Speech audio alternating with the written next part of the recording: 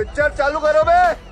चलो भाई देखो अब मैं क्या करता हूँ। और ऐसे में धनंजय गिरी जी, यानी सार तो यही है ना कि अपना पराया देखकर ही तय होगा कौन देशद्रोही है, कौन देश की एकता, संप्रभुता, अखंडता पर सवाल उठा रहा है। नहीं पूजा जी, देखिए दो बातें स्पष्ट है। पहली तो न्याय व्यवस्था पर और न्यायपालिका पर हम कोई कमेंट नहीं करते हैं। अच्छा। और जो बातें स्वतः संज्ञान में कोर्ट के चली गई, उस कोर्ट उसका तय न्यायालय करेगा। विषय वो नहीं है। विषय है कि अगर सरकार कोर्ट डिसीजन ले रही है, अगर सरकार कहीं एक्टिव होकर के डिसीजन ले रही है, किसने क्या किया उसका निर्णय जो होगा फाइनली अदालत करेगी। एक जगह कार्रवाई अगर हो रही है, धाराएं एक है, तो दूसरा शख्स उस पर भी धाराएं वही, लेकिन वो अभी तक क्यों गिरफ्तार नहीं? तो वो उसके लिए हम सुप्रीम मेरा कोर्ट आप पर ही क्यों से सवाल है डिपेंड कि हुए? दोनों में गलत कौन है और सही कौन है? मेरा आप ही से सवाल है कि दोनों में गलत कौन है और सही कौन है? क्या जहां कार्रवाई हो रही है वहां नहीं होनी चाहिए, या जहां कोर्ट कार्रवाई कर रहा है उसको नहीं करना चाहिए? किसको नहीं करना चाहिए आप ही मुझे बता दीजिए। अगर कोई भी व्यक्ति गलत कर रहा है तो उसको सरकार में अलग अलग चीजें बनी हुई है। न्यायालय बना हुआ है जहां अंतिम अल्टीमेटली सबको जाना है, थाना है, पुलिस है, आयोग है, सभी अपने अपने हिस्से की जिम्मेवारियां अपने अपने तरीके से निभा रहे हैं। तो वही आपसे पूछ रहा हूं कि क्या हरियाणा को आप सही कहेंगे, मध्य प्रदेश को? क्या कोर्ट ने जो एक्शन लिया वो उसको आप गलत मानते हैं या सही मानते हैं? या हरियाणा में जो सरकार ने एक्शन ले लिया वो उसको गलत मानते हैं कि सही मानते हैं? आप दोनों को चश्मे के दोनों नजरिए से कैसे देखते हैं? अगर सरकार के एक्शन ले रही है, मैं तो दो चश्मों से नहीं देख रही। मैं चलिए आप कह रहे हैं ना, आप कह रहे हैं कि प्रोफेसर जो हैं उनकी गिरफ्तारी कार्रवाई ठीक है, तो वही कार्रवाई मंत्री विजय शाह के मामले में क्यों नहीं दिखी? तू समझा? हाँ। जब किसी को भी अगर गिरफ्तार किया गया, किसी पर कानून की किसी धारा में आरोप लगा है, तो उसकी सुनवाई फाइनली कोर्ट करेगा। लेकिन जब कोर्ट में फाइनली वही तो मैं कह रही हूँ, आप कार्रवाई करेंगे नहीं तो हाई कोर्ट को आना पड़ा ना, स्वतः संज्ञान लेना पड़ा हाई कोर्ट को। पूजा जी, कोर्ट ने एक्शन लिया, उसके बाद हमने एसआईटी गठित कर दी। अब उस एसआईटी जांच करके रिपोर्ट देगी तो उस पर कार्रवाई की जाएगी। लेकिन आपका क्या कहना है? मैं भाई सीधे ना अपील ना दलील, सीधा इंसाफ, सीधा फांसी चढ़ा दिया जाए किसी को?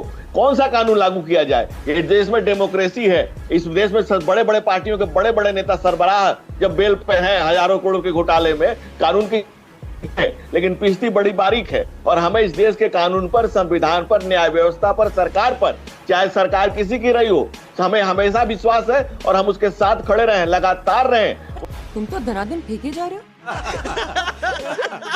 वैसे लोगों के साथ नहीं रहे जो सर्टिफिकेट बांटते रहे। ऐसे भी लोग थे जो ईमानदारी का सर्टिफिकेट बांटते थे, जो तमाम तरह के सर्टिफिकेट बांटते थे, जो सेना के स्ट्राइक पर सवाल उठाते थे, और वो जनता ने उनका क्या हासिल किया, ये देखने की बात है, ये जानने की बात है। जो दूसरों को सर्टिफिकेट बांटते थे ईमानदारी का, खुद ही किस घोटाले में जेल गए। इस देखिए ना, आप खुद समझिए, जब धाराएं दोनों ही शख्स पर एक जैसी हैं, लेकिन यहाँ पर कार्रवाई के नाम पर क्यों अलग, क्यों बढ़ता दिख रहा है, क्यों यहाँ पर फर्क, भेदभाव दिख रहा है? फिर जब किसी पर कार्रवाई होगी तो यानी अपना और पराया देखकर ही ना, कि भाई जो अपने हैं उन पर कार्रवाई होगी नहीं, उसमें हम कोर्ट का इंतजार करेंगे, और जो आप पर सवाल उठाएगा उसको तुरंत गिरफ्तार कर लिया जाएगा। ये भगवान क्या जुल्म है? नहीं पूजा जी, बिल्कुल नहीं। हमारी सरकार न अपना न पराया, कानून संविधान के संस्थाओं के सम्मान को बचाते हुए लगातार किसी के प्रति कोई भेदभाव नहीं। जब प्रधानमंत्री नरेंद्र मोदी ने जो नारा दिया, जो विकास, जो बातें कहते हैं, 140 करोड़ आवाम को एक नजरिए से देखते हैं और सबका साथ सबका विकास। साले का खोपड़ी तोड़ साले का। सबसे पहली बात तो ये है कि ऑपरेशन सिंदूर के बाद जब प्रधानमंत्री नरेंद्र मोदी ने देश को संबोधित किया था, तब उन्होंने ये बात कही थी कि पूरब से लेकर पश्चिम तक, उत्तर से लेकर दक्षिण तक सारे समुदाय के लोग, सारी पार्टियों के लोग, 140 करोड़ के लोग आतंक के खिलाफ एकजुट खड़े रहे। इस मौके पर पूरा देश एक साथ खड़ा रहा। बात तो सही है। हमारे विदेश सचिव जब ऑपरेशन सिंदूर के दौरान प्रेस कॉन्फ्रेंस कर रहे थे तो एक सवाल के जवाब में उन्होंने कहा कि पाकिस्तान को इस बात पे अचरज हो सकता है, लेकिन हमारे लिए ये कि अगर हमारे लोग, हमारे नागरिक सवाल उठा रहे हैं, किसी तरह के सवाल पूछे जा रहे हैं, तो यही लोकतंत्र की खूबसूरती है कि ऐसे समय में भी लोग सरकार से सवाल पूछ रहे हैं। ये जो अली खान महमूदाबाद की बात है, उनकी जो पोस्ट है वो सवाल उठाने वाली पोस्ट है, और उसमें कहीं कोई आपत्तिजनक बात कही गई हो, कहीं मर्यादा तार हुई हो, या कर्नल सोफिया या भूमिका सिंह के बारे में उन्होंने कोई बहुत भड़काऊ बातें कही हो, ऐसा उनके पोस्ट में दिखाई नहीं देता। बहुत लोग ऐसा मान भी रहे, लेकिन मैं उससे अलग बात कहता हूँ।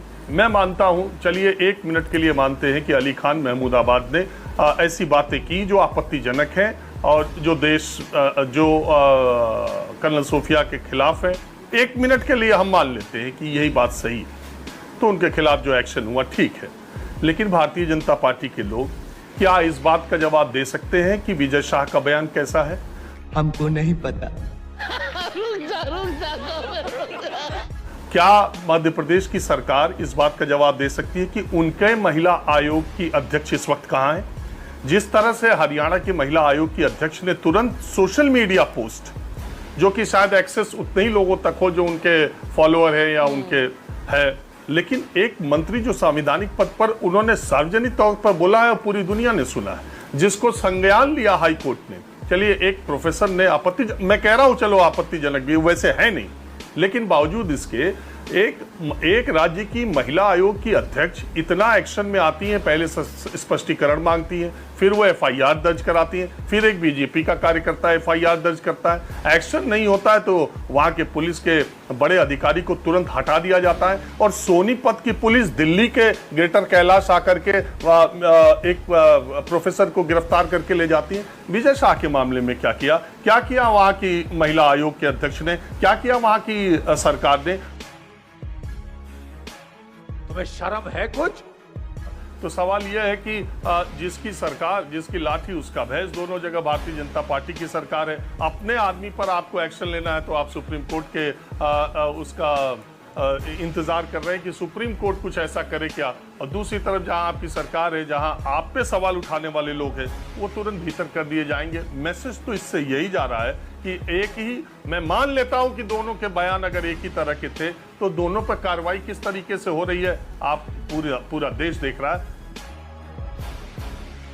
बार बार ये कहते हुए कि अली खान महमूदाबाद ने, ऐसी कोई बात नहीं, बहुत बड़ी संख्या में ये ऐसे लोग हैं। दूसरी बात, जो हरियाणा की महिला आयोग की चेयरपर्सन कह रही हैं, उनके बाबा तक का कनेक्शन आप निकाल रहे हैं कि वो मुस्लिम लीग में थे, दादा तक का, 70 साल पहले का, 80 साल पहले का, आज़ादी के पहले का। बहुत सारे लोग, उस समय तो देश एक ही था, बहुत सारे लोग इधर उधर जो गए हैं, पहले कहीं और पैदा हुए थे, वो तब तो अविभाजित हिंदुस्तान था। अब ये बात कहने की कि 80 साल पहले किसके दादा क्या थे और आज उसकी कुंडली वहां तक निकालना, उसको मुस्लिम लीग से जोड़ना, उसमें मुस्लिम एंगल देना, देश देख रहा है, ऐसी कोई बात नहीं है। कि जब आप सवाल उठाएं तो एक राज्य में आपके खिलाफ क्या होगा और दूसरे राज्य में अगर आप मंत्री हैं तो आपके साथ क्या होगा, ये पूरा देश देख रहा है। कुल मिला के अब सारे इन तरह की चीजों पर एक सुप्रीम कोर्ट पर ही आस है, जिस तरह की वो बात करे उसके बाद ही कोई फैसला होगा, मुझे लगता है। समझ रहे हो आप?